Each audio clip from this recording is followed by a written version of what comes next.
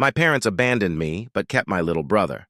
Now that I'm rich, they say I owe them for raising me. When I was 14, my world fell apart. I wasn't a troublemaker. I didn't get into fights, use drugs, or act out. I was just quiet, often sad, and maybe a bit different. Making friends was hard, and school was a struggle, especially after I started having panic attacks and falling behind on assignments. Looking back, I was likely dealing with depression and anxiety, but my parents didn't believe in mental health issues. Instead of supporting me, they saw me as a burden. One day, my dad picked me up from school and said we were going to visit my Aunt Karen, who lived 2 states away. I didn't think much of it since we used to visit her in the summers, but when we arrived, my mom was already there with my suitcase. They gave me half-hearted hugs and told me I'd be staying with Aunt Karen for a while, saying it was for the best. I was confused. I thought I'd done something wrong. I begged them not to leave me, crying so hard I could barely breathe. My mom just said, "We'll call you soon. This is temporary." It wasn't temporary. They never called, not once. They stopped answering my calls, too. Eventually, I gave up trying. But they didn't abandon my younger brother, who was 10 at the time. He was happy, funny, and athletic. Everything I wasn't, I suppose. He stayed with them, went to private school, had birthday parties, family vacations, and soccer tournaments. Meanwhile, I was sleeping on a pull-out couch in Aunt Karen's apartment, trying not to cry myself to sleep. Aunt Karen did her best. She wasn't rich, but she made sure I had clothes, food, and a sense of calm. She asked if I was okay and gave me space to feel my emotions. For the first time, I felt truly seen. When I turned 18, I aged out of her care. I didn't have the money or grades for college, so I worked warehouse jobs, delivered food, and took overnight shifts at gas stations. In my spare time, I taught myself coding using free websites and YouTube tutorials. I read articles, joined forums, took free courses, and built small apps to practice. By 21, I landed a remote freelance job working on small projects. At 22, I was leading a development team.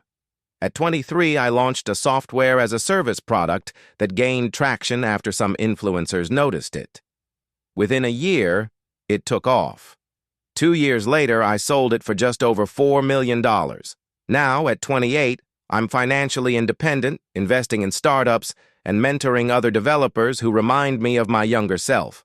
For the first time, I was happy. I had peace, success, a beautiful apartment, and a small group of people who genuinely cared about me. Then, 2 months ago, I got a LinkedIn message from my dad. He congratulated me, said he was so proud, and claimed he always knew I had potential. I stared at the message for 20 minutes before closing it. A few days later, my mom sent a Facebook message full of heart emojis, saying she wanted to reconnect. Then my brother sent a friend request. At first, I ignored them. I wasn't ready to deal with it. Then came the messages asking for help. They said they were struggling, that the mortgage was overwhelming, and that my brother's college tuition was too expensive. They asked if I could lend a hand, saying, "After all, we raised you." That hit me hard. I responded, "You didn't raise me. You gave me away like I was broken. You never called or visited. You made me someone else's responsibility and acted like I didn't exist. The only person who raised me was Aunt Karen, and I already take care of her. I don't owe you anything." They reacted with anger and guilt trips. My mom sent a long message about how parents make mistakes, and it was time to move on.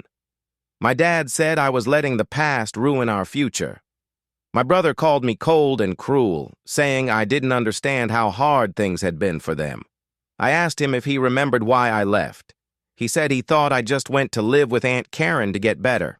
I told him the truth. I didn't choose to leave. They chose to give up on me. He didn't reply after that. Now they're posting vague things on Facebook like some people forget where they came from, and no matter what, we're still family. My mom even commented that I'd abandoned them in their time of need. Maybe this makes me heartless, but I don't feel guilty. Not at all. I have no interest in helping people who only remembered me when I became successful. They made their choice 14 years ago, and now I've made mine. I send Aunt Karen money every month and paid off her house. She took me in when I had no one.